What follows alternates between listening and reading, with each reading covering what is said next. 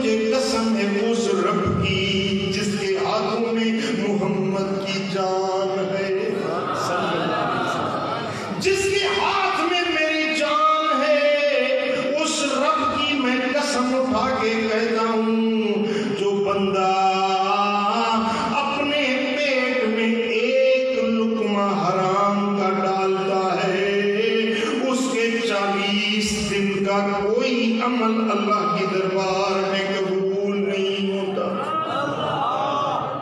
40 دن تک اس کی کوئی نماز، کوئی روزہ، کوئی حج، کوئی زکات، کوئی خیرات، کوئی صدقہ، کوئی فطرہ، کوئی اس کی بندگی، کوئی اس کا سجدہ، کوئی اس کی دعا اللہ کی بارگاہ میں 40 دن تک قبول نہیں ہوتی، جو ایک لقمہ حرام کا اپنے پیٹ میں ڈالتا ہے۔ کبھی سوچا ہے کہ کتنا حرام کھا رہے ہیں لوگ؟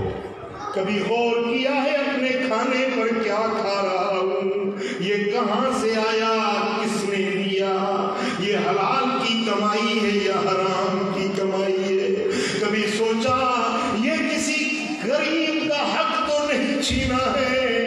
اس تیرے لقمے کے پیچھے یہ جو لذیذ لقمہ تو کھا رہا ہے، اس لقمے کے پیچھے کسی یتیم کے آنسو تو نہیں؟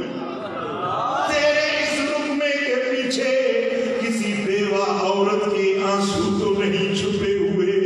کبھی تو غور کیا ہوتا، کسی کا حق تو نہیں کھوایا، کسی کے ساتھ ظلم تو نہیں کیا؟